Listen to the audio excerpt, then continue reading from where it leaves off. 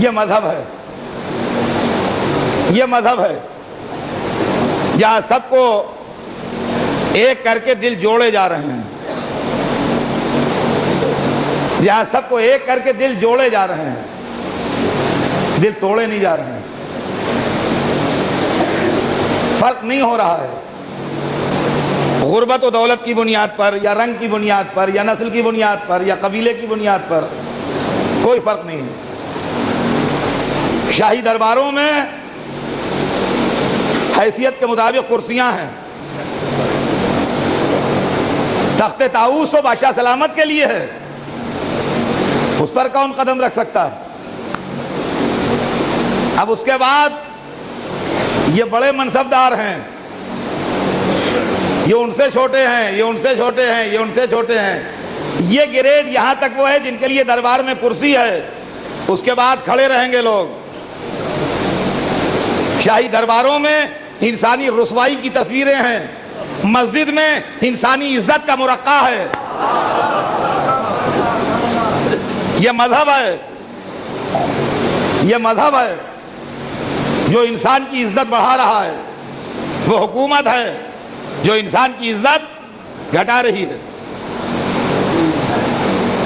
عزیزان گرامی، کبھی کبھی مذہب و سلطنت اور سیاست کا سیدھا مقابلہ بھی ہوا ہے۔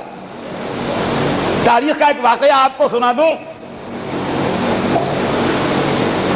وہ دن جس دن خراسان میں امام رضا غریب علیہ السلام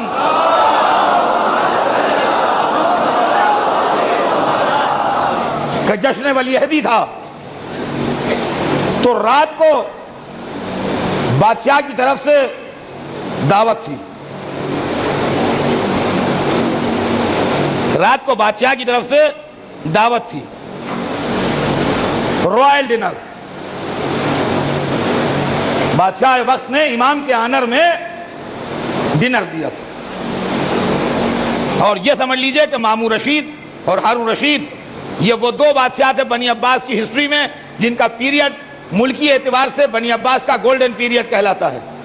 یعنی جو اسٹیٹس جہانگیر اور شاہجہاں کو مغل خاندان میں اور مغل ڈائنسٹی میں ہے، وہی اسٹیٹس ہارون و مامون کو عباسی ڈائنسٹی میں ہے۔ تو فرمایا آپ نے اقتدار اپنے پیک پر، یہاں سے وہاں تک ڈنر کا انتظام ہے۔ ذرا یہ واقعہ غور سے سنیے گا، اس لیے کہ میرے سبجیکٹ کے اندر آتا ہے۔ ایک طرف مذہب ہے، دوسری طرف سیاست ہے۔ ملوکیت و سیاست کو ریپرزینٹ کر رہا ہے مامون جو ڈنر دے رہا ہے، اور مذہب کو ریپرزینٹ کر رہے ہیں امام رضا جن کے آنر میں ڈنر ہے۔ ایسے مواقع ہسٹری میں ریئر ہیں، روز روز نہیں ملتے، لہذا اس منظر کو دیکھیے گا آپ۔ یہاں سے وہاں تک بڑے حال میں دسترخوان بچھا ہے، بہترین کھانا چنا ہے، اور سلیکٹڈ لوگ،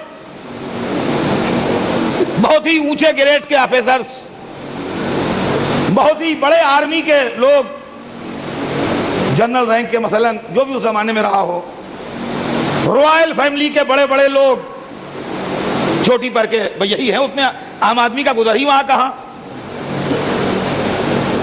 اور چونکہ امام کے آنر میں ڈنر ہے، لہذا امام صدر میں بیٹھے ہیں، کھانا چن دیا گیا، اور چونکہ شاہی ڈنر ہے یہ اور بادشاہ کی طرف سے خاص ڈنر ہے، لہذا ہر آدمی کے پیچھے ایک غلام ہاتھ باندھے کھڑا ہے سروس کے لیے۔ ہر آدمی کے پیچھے ایک غلام ہاتھ باندھے سروس کے لیے کھڑا ہے۔ وہاں دو چار آدمیوں پر ایک آدمی نہیں ہے کہ ایک ٹیبل پر دو آدمی سرو کریں، نہ، ہر آدمی کے پیچھے سروس کے لیے ایک آدمی سیپریٹ، الگ، اس لیے کہ حکومت کے بعد غلاموں کی تو کمی ہوتی نہیں، لہذا ہر آدمی کے پیچھے ایک آدمی ہاتھ جوڑا کھڑا۔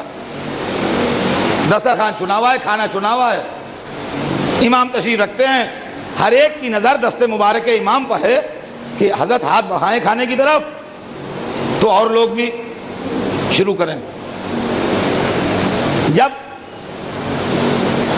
2-3 منٹ گزر گئے اور امام نے ہاتھ نہیں بڑھایا کھانے کی طرف تو کسی نے عرض کیا یا ابن رسول اللہ، سارا مجمع آپ ہی کا منتظر ہے، آپ بسم اللہ کریں تو کھانا شروع ہو. کسی نے عرض کیا کہ فرزند رسول سارا مجمع آپ کے انتظار میں بیٹھا ہے، آپ بسم اللہ کریں تو لوگ اور شروع کریں. بس جیسے ہی اس نے حضرت سے یہ کہا ایک دفعہ نظر اٹھی، اب یہاں سے وہاں تک 1-2 طرف تو صف بیٹھی ہوئی ہے اور 2 طرف اس کے پیچھے صف کھڑی ہوئی ہے. تصویر ذہن میں آ رہی ہے نا. میں ایک دفعہ نظریں اٹھا کے ذرا جو کھڑے ہوئے لوگ ہیں ان کی طرف دیکھا، کہا اور یہ حضرات جو کھڑے ہیں، یہ حضرات جی حضور یہ غلام ہے، سب یہ غلام ہے، یہ غلام ہے. کیا مسلمان نہیں ہے؟ نہیں نہیں صاحب، ارے سب مسلمان ہیں. کہا بھائی تو بھی بیٹھو، ہماری جد کی یہ تعلیم نہیں ہے. آؤ آؤ. ہر سردار کے پہلو میں ایک غلام کو بٹھایا، ہر سردار کے پہلو میں ایک غلام کو بٹھایا اور بات وہ کہہ دی کہ اگر کوئی غلام کو اٹھائے تو اسلام اس کو اٹھا دے.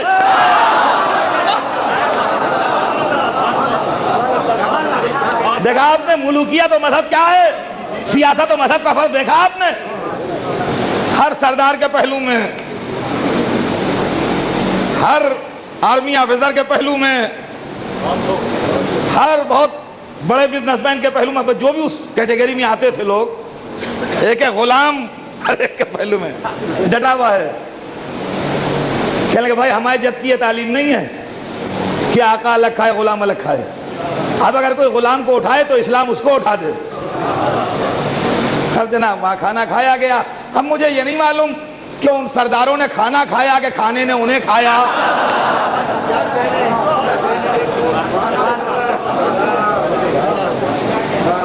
لیکن عزیزان گرامی، یہ ہے اسلام اور یہ ہے تعلیم مذہب. اور عزیزان گرامی یہی چیز کربلا میں نظر آ رہی تھی. آج تک اس قرآنی آیت کی گونج کربلا میں سنائی دے رہی ہے.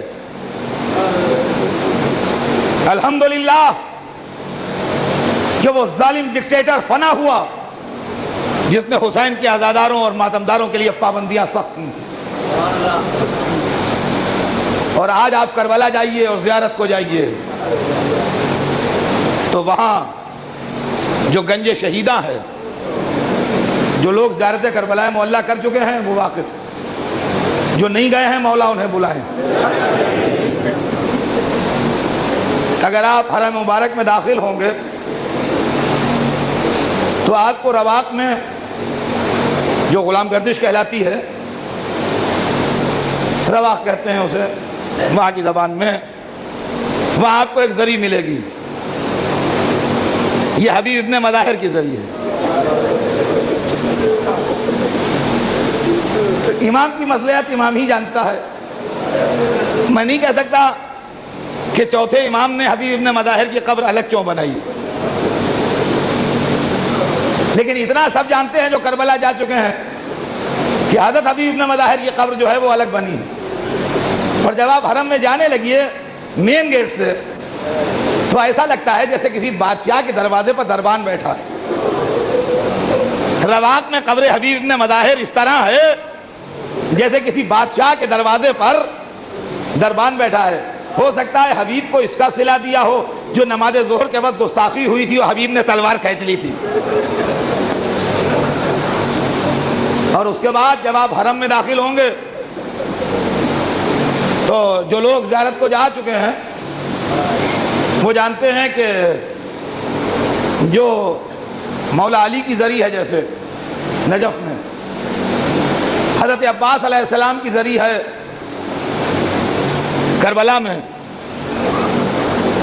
امام موسیٰ بن جعفر اور امام محمد تقی جواد کے ذریعے کاظمین میں، یا سامرے میں ذریعہ مبارک ہے، یا مشہد مقدس میں ذریعہ مبارک ہے.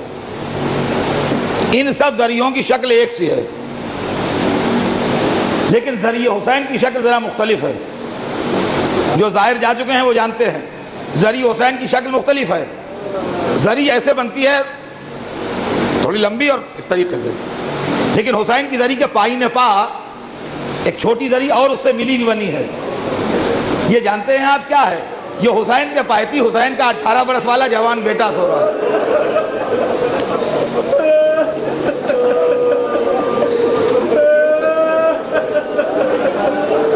یہ حضرت علی اکبر کی زری ساتھ میں ہے امام حسین,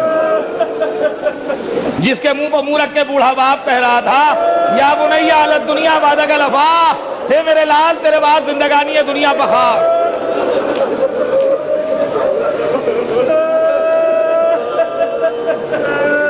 اور جب آپ سید الشہداء کی زیارت فرما لیں گے اور شہزادہ علی اکبر کی زری کا بوسہ دے لیں گے تو اسی کے بعد گنج شہیدہ ہے. تصویر ذہن میں آ رہی ہوگی ان کے جو جا چکے ہیں.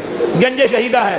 آپ کو معلوم ہے اس کے اندر کون کون دفن ہے؟ اس میں علی کے بیٹے ہیں, اس میں حسن کے لال ہیں, اس میں جناب قاسم ہیں, اس میں جناب زینب کے شہزادے جناب اون محمد ہیں, اس میں جناب عقیل کے بیٹے اور پوتے ہیں, اس میں جناب مسلم کے بیٹے ہیں, اور جہاں یہ سب ہیں وہیں جون غلام حبشی بھی اسی میں ہے. ہماری جان نثار ہوئے حسین.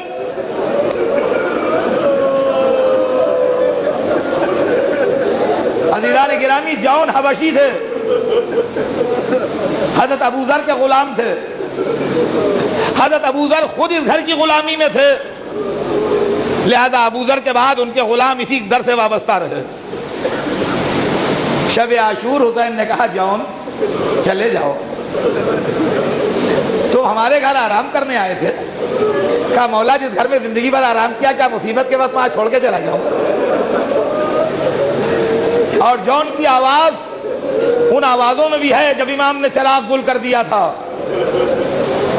تو انہوں نے تقریر بھی کی تھی اور کہا تھا کہ اگر ہم چلے جائیں تو خدا کرے جنگل کے جانور ہمیں پھاڑ کے کھا جائیں اور ہم زندہ اپنے گھر تک نہ پہنچ پائیں. سویرے جب جون اجازت لینے آئے تو حسین اجازت نہیں دے رہے تھے. جون نے اجازت حاصل کرنے کے لیے عجب طریقہ اختیار کیا. کہا مولا میں سمجھ گیا کہ مجھے کیوں اجازت نہیں مل رہی ہے. میں حبشی ہوں نا.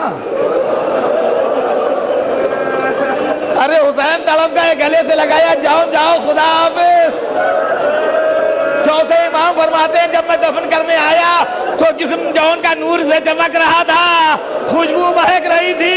حسین پر جان نثار کر کے جون عرش اعلیٰ تک پہنچ گئے. اے غلاموں کو عزت دینے والے حسین, تیرا لاشا 3 دن بے گولوں کفن رہا. واہ غربتا واہ محمدہ.